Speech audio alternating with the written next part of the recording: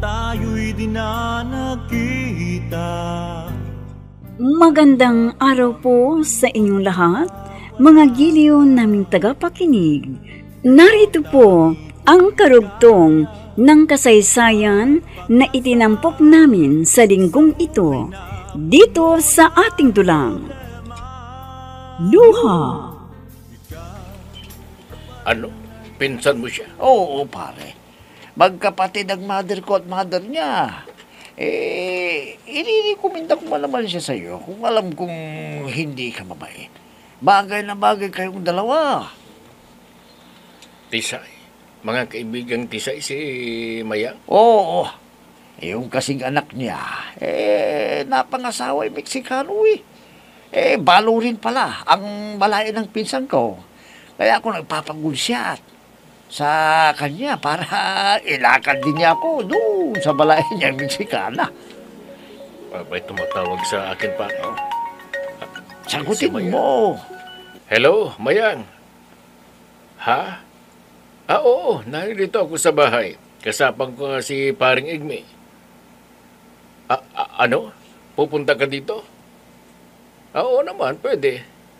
Bakit naman hindi pwede? Teka, baka gusto mong sundin na lamang kita dyan sa bahay mo. Tsaka tayo pupunta dito sa bahay. Ganun ba? O, sige. Hintayin na lamang kita. Ano pare? Pupunta ba dito si Mayang sa bahay mo? Oo eh. Ha? Sinabi ko ngang susunduin ko sa bahay niya, kaso nasa mall daw siya. At didiretso na raw siya dito. O, hintayin lang natin siya dito sa bahay mo, kung gano'n. At kung ako sa'yo, pare, may alukin mo na ng kasal. Ha? Oo, pare, nang makahigop na ako ng mainit na sabaw. Ikaw lang ang tanging mahal ko sa buong buhay kong ito. Pag-ibig ko'y tanging ikaw lamang, sa puso ko'y nag-iisa ka lang. Wala pa rin palang pinagbago itong bahay mo. Bumultuhin ako ng nasira kong asawa kung mapapabayaan ko to. Ano? Wala, biro lang. Pwede ba naman akong multuhin noon? Wala na siyang nalalaman. Siya nga pala. Hindi kaya magagalit sa akin yung anak mo kung ikaw pang nagpupunta dito sa bahay? Ano? Siya nga pa nga itong nagtulak sa akin. Napuntahan kita dito eh. Talaga?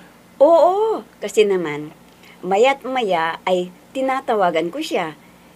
Boring nga kasi ako sa bahay. Siyempre, may sarili na ring buhay yun. Siguro, may ginagawa siya at naiistorbo ko siya. Kaya ang sabi ba naman sa akin punta ninyo na lang kaya si Daddy Cardo. Sa iba namang ganun, kaya heto ako. Teka, ganito na lang.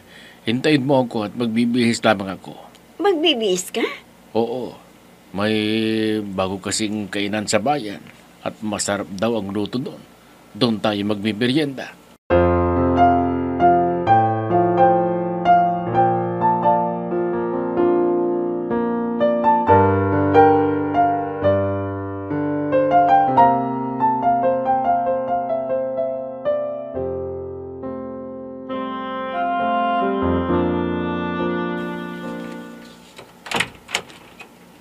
Saan ba kayo galing, Itay?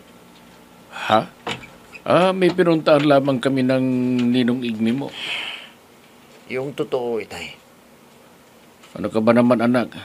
Kailangan ko bang sabihin sa'yo kung saan ako pumupunta? At bakit? Sino ba ako para hindi ninyo pagsabihan kung saan kayo pupunta? Teka, kumain ka na ba? May dala akong pagkain. Tama-tama. Iuwi mo na lamang sa mga anak mo. Di na ho ba yan yung bayang na yun? Nakasama ninyo? Miko. Huwag na kayong magkailay, Tay. Dahil maraming mata ang nakakita sa inyo. Okay, tatapatin kita, anak. Nobya ko na si Mayang. Ano? Sa edad ninyong yan? nakikipagharutan pa kayo? Hindi na kayo nahiya? Sabihin mo na ang gusto mong sabihin. Wala akong pakialam. Ngayon, kung tatanggapin mo itong ibinibigay kong pagkain sa'yo, tanggapin mo at umuwi ka na. Gusto ko nang magpahinga dahil pagod ako. Bakit? Pinagod kayo ng gusto ng mayang na yun sa kama. Bastos ka! Baka nakakalimutan mo. Magulang mo. Yun na nga ho eh. Magulang ko kayo. Pero sa halip na maging modelo kayo sa paningin ko at sa paningin ng mga apo ninyo, ay nagiging dahilan pa ng katitusuran pa kayo dahil sa harot na mayang na yun. Minsan mo pang paratangan ng kung ano-ano si Maya. Ay hindi labang yan ang matatanggap mo.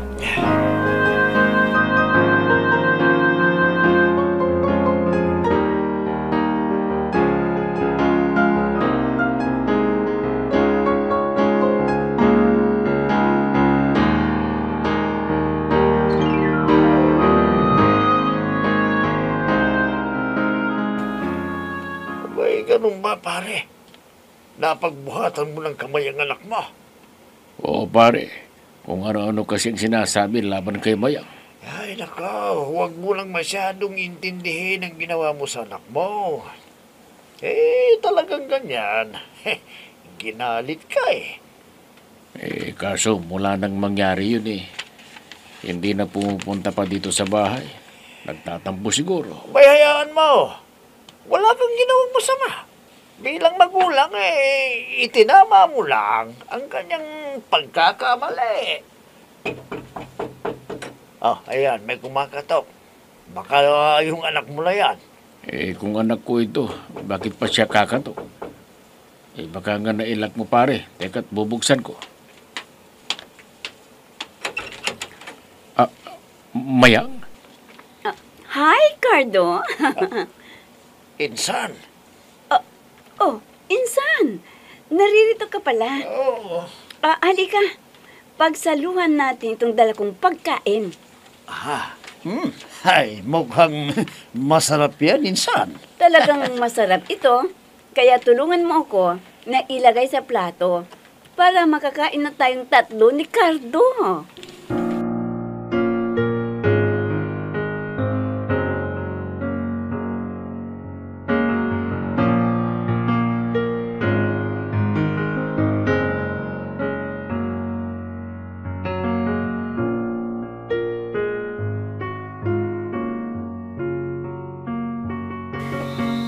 Sigurado ka, kuya?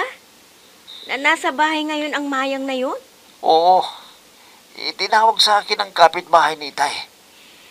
Bakit kasi hindi na lamang ikaw ang pumunta sa bahay? Total, day off mo naman ngayon. Nagbitiw na nga ako ng salita kay Itay na hindi na ako aapak sa bahay na yun. Oh, yung totoo. Inis lamang ako kay Itay. Dahil sa pananapak niya sa akin. Dahil sa babaeng yun. Huwag kang mag-alala, kuya. Dahil ipaghihiganti kita sa mayang na yun. Huwag mo lang sabihin sa akin yan, gawin mo na. Matutuwa pa ako. Talagang gagawin ko. Ewan ko lang kung hindi uuwing luhaan ang mayang na yon sa gagawin ko sa kanya. Mapalapit lamang ako sa babaeng yon, alam mo? Siguradong manghihiram yun ng mukha sa aso. Gawin mo lang gusto mo sa kanya. Ako bala sa'yo. Kay Tay. Huwag lang siyang magkakamaling sagutin ako at ingungungod ko ang mukha sa sahig.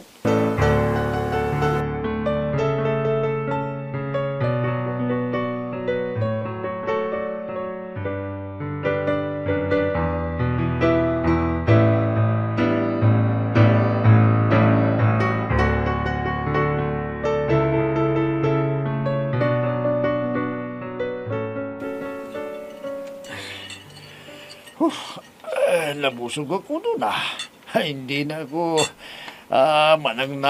manananghalian nito dahil sa busog na busog ako.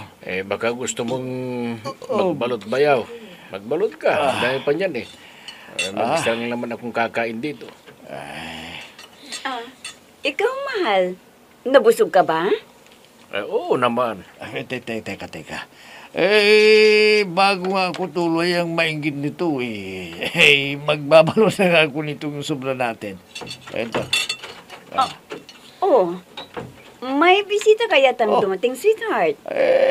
Ang anak mo pare. Oh. Anong meron, Itay?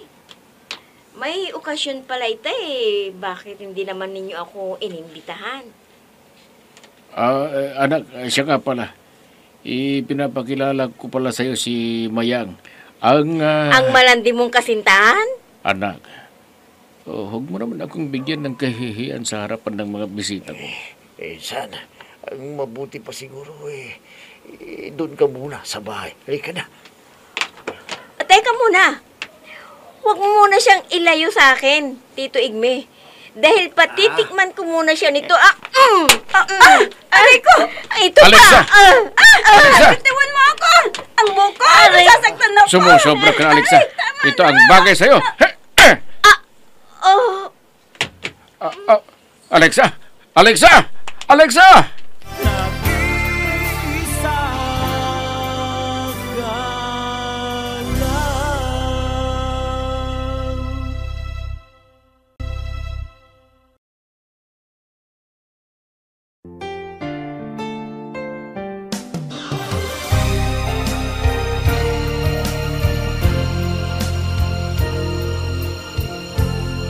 Magmula nang tayo'y di na nagkita, nadama ko ang Litong-lito ako, pare.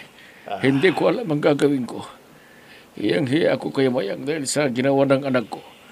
At nasasaktan din sa ginawa kong pagsuntok sa anak ko. Ginawa mo lang naman ng tama, pare. Biglang nagdilim ang paningin ko nang makita ko ang ginawa ni Alexa kay Mayang. Na wala namang masamang ginagawa na pinagsisisihan ko naman ngayon. Dahil nasaktan ko ang anak ko. Ay, naku. Kung hindi mo rin yung ginawa, lalong nasaktan si Mayang sa pananakit sa kanya. Naguguluhan ako, pare. Hindi ko alam ang gagawin ko. Tatlo silang nasasaktan dahil sa akin. Teka, nakapag-usap na ba kayo ni Mayang? Hindi pa nga dahil hindi ba yung anak ko nang hinarap ko nang makita ko itong bumagsak dahil sa panununtok ko sa kanya. Teka, ano na nga ba ang nangyari nang bumagsak si Alexa? Nagulat din si Mayang at baka dumating pa ang anak mo lalaki, kaya minabuti kong ilayo na lamang si Mayang. Anong sinabi tungkol sa akin? Iyak siya ng iyak. Kaya hinatid ko na lamang siya sa bahay nila at saka umuwi na rin ako. Hindi ko tuloy alam ang gagawin ko. Hindi na ako nakapagpaliwanag pa sa kanya.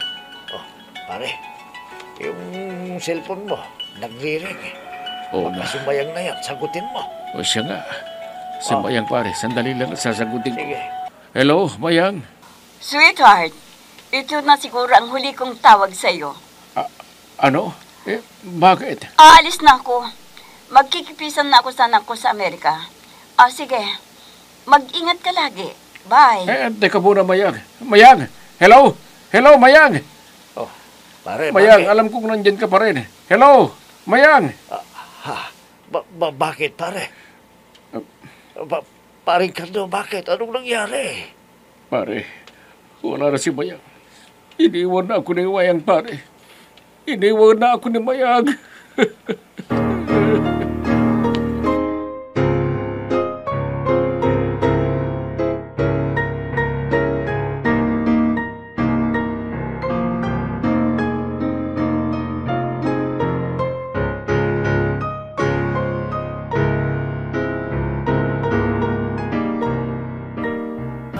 ikaw lang ang tanging mahal ko sa buong buhay kong ito. Pag-ibig ko'y tanging ikaw lamang, sa puso ko'y nag-isa ka lang. Ang tarantadong Mayang na yun. Dahil sa kanya, sinuntok ako ni Itay. Wala na sa matinong kay si Pasitay. Mas pinili pa niyang babae yon. Kasi ikaw na anak niya. Yay! Ayun ko na kay Tay. Galit ako kay Tay, kuya. Galit din ako kay Tay. At hindi ko siya mapapatawad sa ginawa niya siya. Hindi siya nakontento. Nasaktan ako. Pati pala ikaw na babae. Nagawa niyang saktan. Dahil sa babaeng yun. Makita ko lang ulit ang babae yun. Hindi lang sa bunot ang matatanggap niya sa akin. Nasaan ngayon si Tay? Ewan ko. Pakialam ko sa ama mo.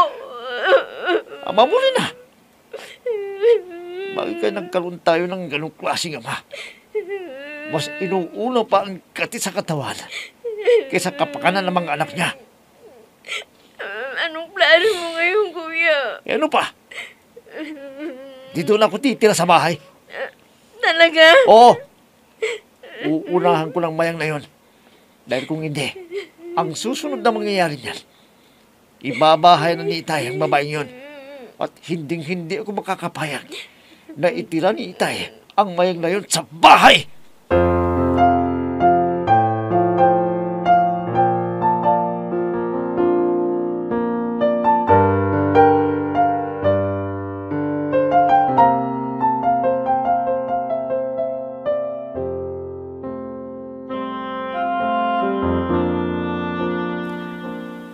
Wala pa rin bang Itay mo? Ganun ba? Sige. Sabihin mo si Itay mo, pagdating natawagan ako, ha? Sige. Mag-ingat na lamang kayo dyan. Teka. Hello? Hello? Ay, naibaba na niya ang cellphone niya. Sayang. Hindi ko na itanong si Cardo. Kumusta na kaya si Cardo ngayon? Hindi ko na nagawang magpaalam sa kanya. Dahil sa labis akong nasaktan at napaya sa inasan ng anak niya. Pero, hindi ko rin pala matitiis si Cardo. Sana ay makausap ko siya. Sana nga.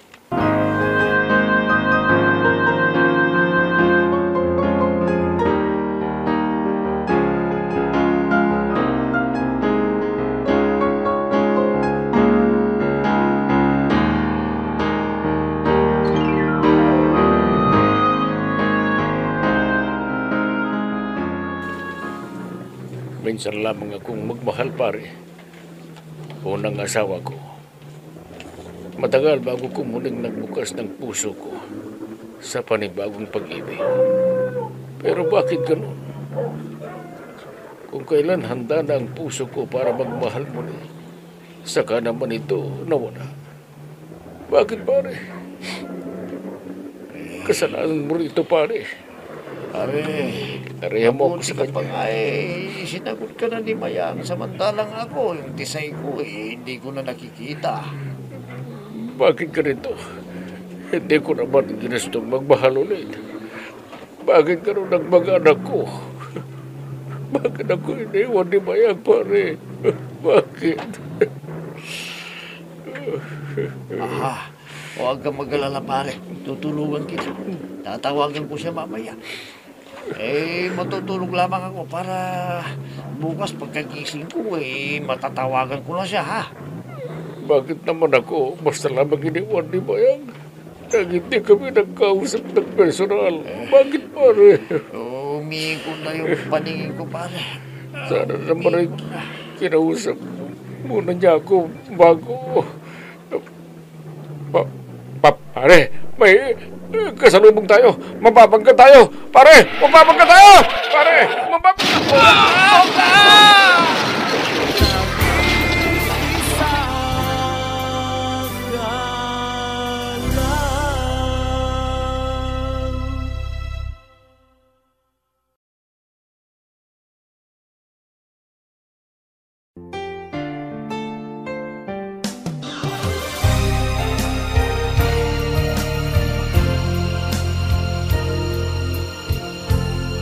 Magmula nang tayo'y dinan. Ano ang mangyayari kina Cardo at Igme? Mga giliw naming tagapakinig, sundan bukas ang karugtong ng kasaysayan na itinampok namin sa linggong ito dito sa ating dulang. Luha! Mga nagbibigay buhay sa ating dula ay sina Mayra Abrehal Narnola, Susan Madigdan, Robert De Guzman, Jun Cabato, Emma Dalope, Andrea Solar, Ami Diaz, at si Oscar Ora. Technical Supervision at Musika, Oscar Ora. Nilapatan ng tunog ni Robert De Guzman, Willie Francisco. Sa panulat at direksyon, Eva Alcoriza. Inihahandog sa inyo ng F3 Recording Studio para sa Pambansang Radyo ng Pilipinas, Bombo Radio, Philippines.